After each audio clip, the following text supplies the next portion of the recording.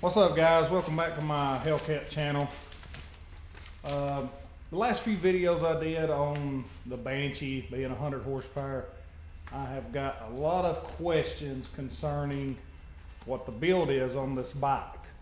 Now, a lot of people will say it's a relatively simple build, which, you know, to me it wasn't, but this is the first big Banshee motor I've built. I've had a few Banshees in the past. I've had a 1995 model that was red and yellow, and I purchased it. It was pretty much brand new. It had been flipped on the pavement though. It was skin up a little. I wound up finding the frame bit and I sold it. Then I purchased a 2004 Yamaha Banshee, and it was a good bike. I wound up selling it and getting a 4-stroke, which I wish I'd never did. But fast forward to this one. This one's a 1995 model. I got it from a boy up in close to Knoxville, Tennessee, and didn't give a whole lot for it. It was a good running bike. It had a few issues, but I wound up fixing them. Wasn't that big of a deal, and I did a full bolt-on factory motor on it, and it ran good. I never had it dynoed with that, but at the time it had 21cc domes, a rad valve, plus 4, 5 timing, coup head. I had no airbox on it on the stock motor at the time. It was just pods hooked to the carburetors like it has now. And it had a set of Rocket R2 pipes. And it ran relatively good. It would outrun a lot of stuff that drag racing on the dirt and pavement that most people say it wouldn't outran. But I jetted it real good. But anyway, so fast forward to what it is now. Like I said, I did those 2 videos a while back, a couple weeks ago. And like I said, I had a bunch of people commenting on the videos and wanting to know what was the build on this bike. So I wound up going back through some of my paperwork, and I found my paperwork that the motor come with when I had it built by Cascade Innovations. Now, you can get this motor built by any of the Banshee builders out in Oregon. You can do it yourself. It really ain't that big of a deal. If you've ever rebuilt the top end of a Banshee, you know, there's not a whole lot to them. I chose just to send mine out to Oregon and have it done.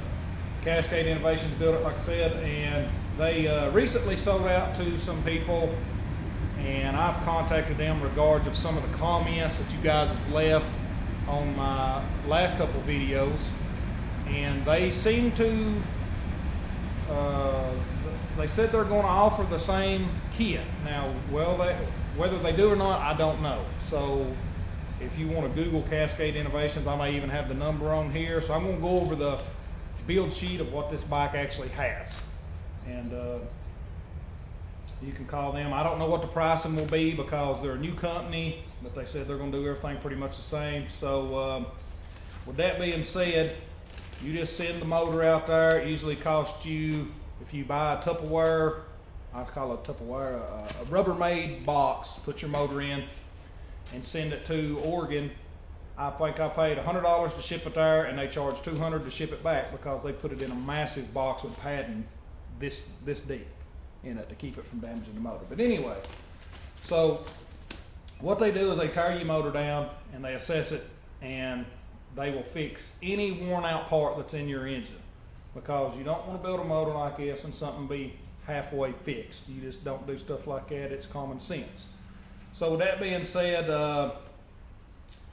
this is the parts when I took my motor out there that needed to be replaced. And this is what the invoice says right here, and I'm going to read it to you and go over the whole build sheet. Parts that require replacement: water pump plate screws, water pump clip, water pump gear, stock clutch basket which was wore out, shift shaft assembly spring, spacer, eccentric screw and assembly, clutch disengagement. They just put new bolts in it, 4 case bolts. I got a new Ricky stator, new case bolts, counter shaft, shift forks, 3 of them was bad, worn more or less. Shift cam bearing mod, that's something you want to do. 3rd wheel gear, shift or shim clip, circlip, 2 trans circlips, and another clamp. So If you require or you request something, they'll put it on here that says, no, customer requests that the provided boils and rad valve that was already in the engine be used. Now, that was worn out factory parts. So that was about, I'm not going to go over the prices because everybody's is going to be different because what's in your engine may not be worn like mine was. So anyway, this is what the motor is now. And this is what you've seen on the last two videos that I did here riding on the road and here in the pasture on the circle track I got. This is a Cheetah Cub Special. And this is what you need to tell Cascade Innovations. And when I'm thinking of, here's their number. 503-663 ATVs, Boring, Oregon. Okay, now this number might have changed. I don't know because this is the old company, like I said. So anyways, here we go. It's a Cheetah Cub Special. It includes, if you already have a cool head on the four-wheeler, you get a provided cool head shell core. So that was $170. You don't have to buy it. It's a 4mm Cub cylinder with a 68mm bore, 68/58. 4mm hot rod crank, true and welded. Cub domes set up for race fuel only. This is not a pump gas motor. You put pump gas in it, you will blow it up. 68mm Wiseco pistons, 35mm PWK carbs, Keyhines, with the K and N black outer wires, which you see here. Heavy duty clutch pack, a billet impeller, complete engine seal kit, billet, timing plate. Now that's something you don't have to have. It's only 40 bucks, but I told them mine was new. I said just put it back on. And like I said, the freight was $200. So that's pretty much what the build is on it. Now with that being said,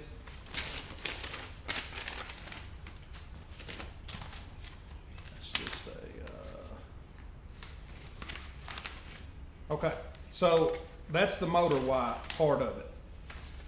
Now, it actually comes with a Banshee engine build sheet too that tells pretty much everything on it. They specify the cases are port matched to the Cub cylinders. The cylinders are as cast from CPI. That shows the transfer port, the exhaust ports, piston to cylinder clearance.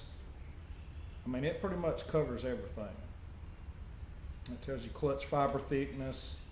And they preset the carburetors on these things for your elevation. You have to jet it a little, which I had to, but it came with the 35mm PWKs with a 160 main, 50 pilot, a DEK needle on the middle clip.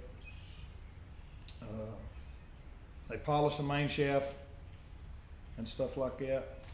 I mean, they do a good job on it. So, now, at the time, Cascade, they don't want to do nothing like a Pro Mod trans, but I wind up sending the motor back out because I didn't like the way it shifted. It shifted good. It was just a little notchy with that kind of power, but I sent the motor back to Oregon to Redline Racing. And I had the Pro Mod transmission done, and let me tell you, if you haven't done that to a Banshee, that's like one of the best things you need to do, that, because they're trail friendly.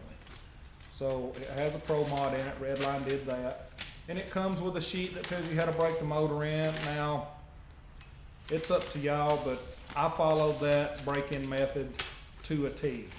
It's a couple pages long. You can see here, engine break-in procedure. It tells you pretty much everything you want to know. Tells you how to do the heat cycles and so on.